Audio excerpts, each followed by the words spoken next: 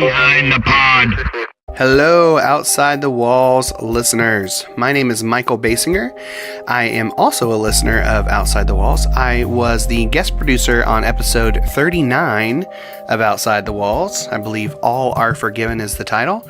So I talked to Brandon about trying out an episode, trying to score it, just because I thought it sounded like fun. I'm a big fan of John Williams, who did the scores for all the episodic Star Wars films, as well as some other notable film scores like Jaws, and just a ton, like Harry Potter. Anyway, John Williams typically has themes, so I know I couldn't do anything as John Williams-esque for this episode, but it definitely was an inspiration for me in terms of having different themes mean different things. So each instrument in the episode represents a different thing. So first of all, it starts out with the piano. The piano represents the person, or the journey of the person, if that makes sense.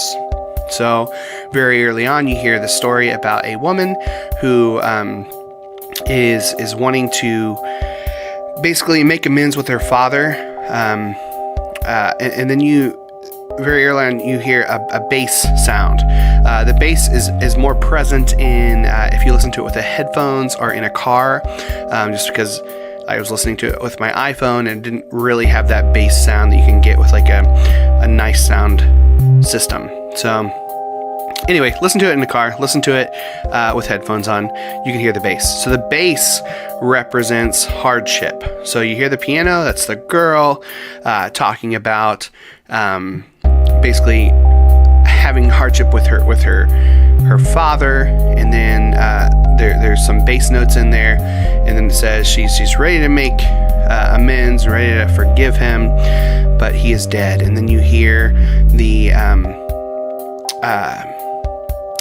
those bass notes again. So bass throughout the song represents hardship.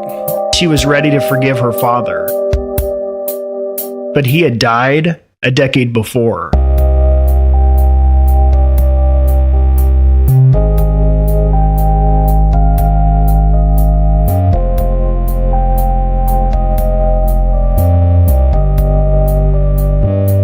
And then a little bit later on, you hear a guitar sound, and that guitar sound represents persistence. So that persistence in that journey as well. As we go along, the guitar and the person mingle throughout the episode.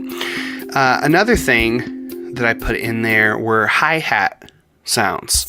So the hi-hat sounds represents doing hard work alone. So forgiveness is a very personal thing, and if you want to have forgiveness, there's some hard work you have to do yourself. So not in every time where Brandon mentions doing hard work alone or doing that, it doesn't pop up every time, but it pops up a few key times, like a little hi-hat solo, and it's noticeable. And I think my favorite one is the one towards the end where it talks about Jesus on the cross doing that alone, being alone. That has always been the point. Forgiveness that leads to the reconciliation of all things. God's forgiveness is completely a one-sided affair and was demonstrated at the cross of Christ for all people for all time.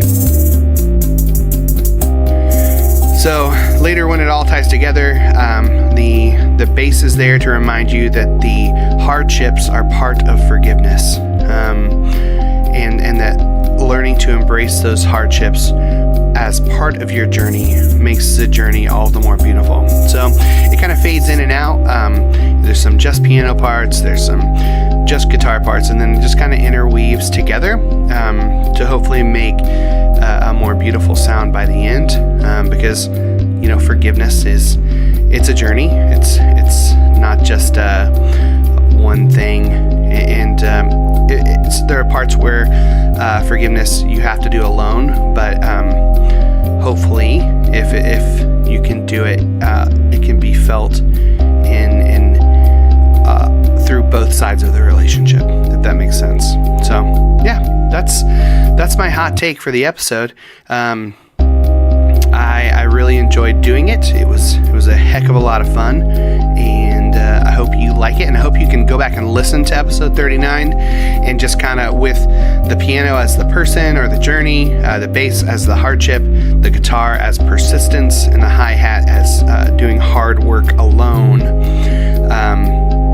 Listen to it and hear it in a different way. And listen with your headphones. Listen in your car. Check it out. So with that, that's all I got. This is Michael Baysinger, and you're listening to Outside the Walls something rather thing.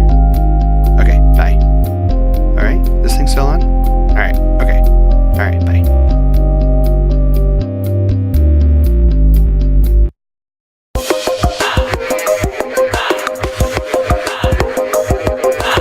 Behind the pod.